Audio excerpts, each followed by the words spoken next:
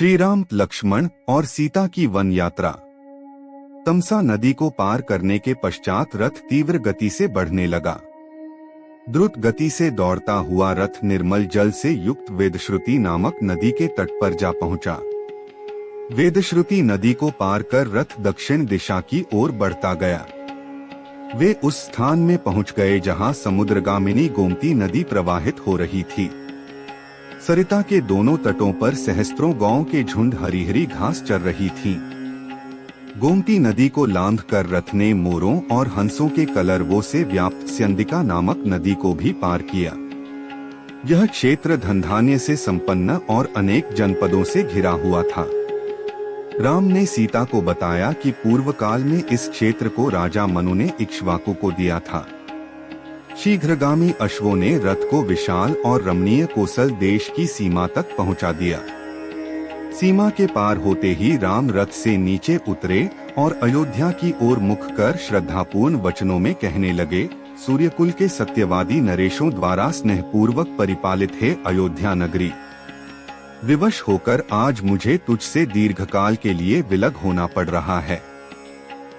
हे जन्मभूमि, मेरी दृष्टि में तुम सदैव स्वर्ग से भी अधिक श्रद्धेय और पूजनीय रही हो। तुम्हारी सेवा मेरा गौरव है, किंतु परिस्थितिवश मुझे आज तुम्हारी सेवा से विमुख होना पड़ रहा है। हे जननी, तुम सदैव मेरे लिए प्रेरणा में रही हो। तुम्हारी धूली मुझे चंदन की भांति शांति देती है। तुम्हारा जल मेरे लिए अमृतमयी और जीवनदायी है। तुमसे विदा लेते हुए मेरा हृदय विदीर्ण हुआ जा रहा है। पिताजी की आज्ञा का पालन करके 14 वर्ष पश्चात मैं पुनः तुम्हारा दर्शन तथा तुम्हारी सेवा का सौभाग्य प्राप्त करूंगा। तब तक के लिए हे माता, मुझे विदा दो। हे माता, तुम्हें शत शत प्रणाम, कोटि कोटि प्रणाम। इतना कहकर राम ने अयोध्या प्रदेश की धूली को मस्तक से लगा लिया। उनके नेत्र अश्रुपूरित हो गए, किंतु प्रयास करके उन्होंने अपनी भावनाओं को नियंत्रित किया और पुनः रथ पर बैठ गए। रथासीन हो जाने के पश्चात वे लक्ष्मण एवं सीता को मातृभूमि की गरिमा एवं महत्व के विषय में बताने लगे। वे कलुषनाशिनी परम पावन भागीरथी गंगा के तट पर पहुंच गए। उस सुरमय वातावरण में वे बहुत देर तक चकित से खड़े रहे।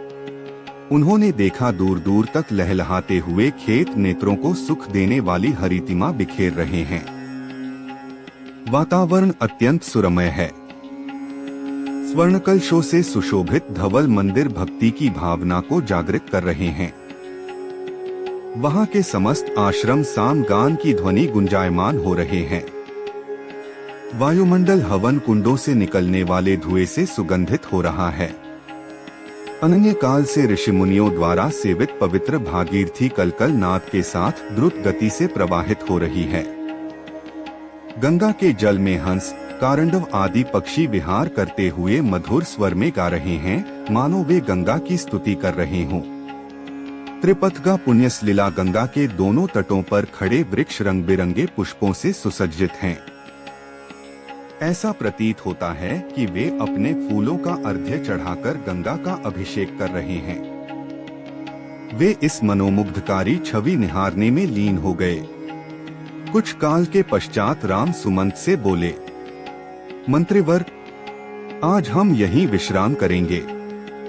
अंगुदी के उस विशाल वृक्ष पर कितने सुंदर तथा आकर्षक फल लगे हुए हैं।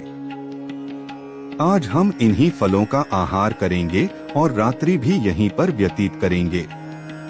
रामचंद्र का आदेश पाते ही सुमंत ने रथ को हंगुदी के वृक्ष के नीचे खड़ा कर दिया और अश्वों को निकट ही हरी हरी घास चरने के लिए छोड़ दिया।